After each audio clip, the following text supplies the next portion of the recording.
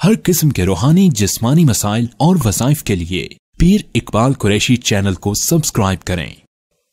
نحمده ونصلي ونسلم على رسوله الكريم اما بعد فاعوذ بالله من الشیطان الرجیم بسم اللہ الرحمن الرحیم۔ 22 جمادی الثانی کا ایک ایسا انمول وظیفہ آپ کو بتا رہا ہوں۔ یہ وہ وظیفہ ہے جو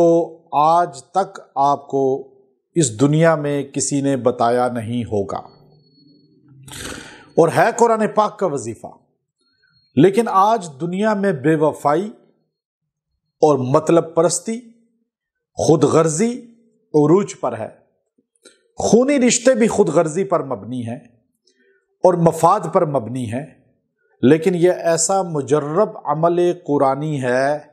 اگر آپ نے صرف 22 جمادی الثانی کو اس کو پڑھ لیا، اللہ آپ کی زندگی میں خود غرض لوگ نکال دے گا، با وفا لوگ آپ کو عطا کرے گا، وفادار لوگ آپ کو عطا کرے گا، وفادار لوگوں سے آپ کا جوڑ ہوگا۔ میاں بیوی کا رشتہ ہے، بہن بھائیوں کا رشتہ ہے،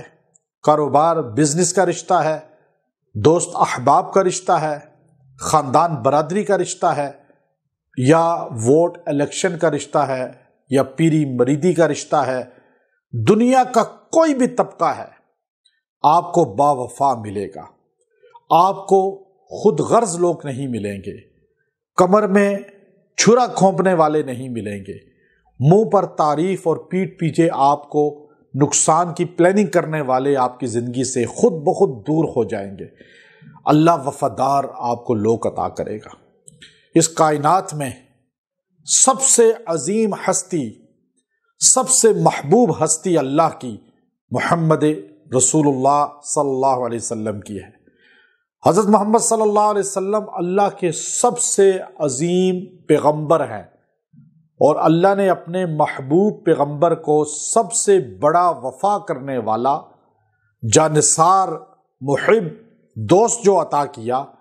وہ کائنات میں ایسا دوست تھا کہ دنیا میں ایسا دوست کسی نبی کو نہیں ملا۔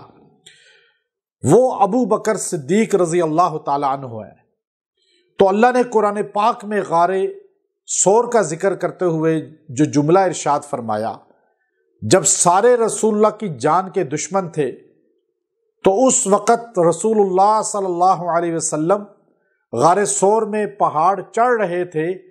تو ابو بکر صدیق نے آپ کو اپنے کندھوں پہ اٹھایا، اس غار ثور میں جا کے لٹایا اور اپنی گود میں لٹایا، جس کے بارے میں ابن حجر عسقلانی فرماتے ہیں، ایسے رسول اللہ صلی اللہ علیہ وسلم کا سر ابو بکر کی گود میں تھا جیسے قرآن پاک رحل پہ کھلا ہو۔ اب ابو بکر صدیق رضی اللہ تعالیٰ عنہ نے جب دشمن کو دیکھا، تو اس وقت حضور علیہ السلام سے کہا، یا رسول اللہ، اب تو دشمن کے پاؤں نظر آ رہے ہیں، وہ ہمیں جھک کے دیکھے گا تو ہم اسے دکھ جائیں گے اور پکڑے جائیں گے، ہماری جان کے وہ دشمن ہیں۔ یا رسول اللہ، مجھے اپنی جان کا نہیں، آپ کی جان کا فکر ہے۔ تو حضور نے اس وقت قرآن پاک کے یہ الفاظ ادا کیے۔ آپ نے کہا، اذ یقول لصاحبہ لا تحزن ان اللہ معنا۔ جب آپ نے اپنے صاحب سے کہا، صحابی سے کہا، تو پتہ چلا کائنات میں واحد ابو بکر صدیق ہیں جن کی صحابیت قرآن پاک سے ثابت ہے، اور ابو بکر صدیق رضی اللہ تعالیٰ عنہ کی شان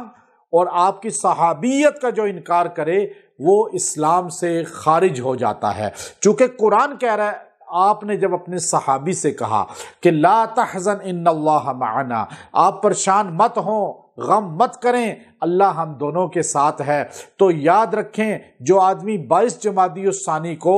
سورہ توبہ کا یہ 40 نمبر آیت کا یہ حصہ، اذ یقول لصاحبہ لا تحزن ان اللہ معنا، یہ 70 بار پڑھ کے دعا کرے گا، اللہ اس کے درمیان اور اس کے تمام لوگوں کے درمیان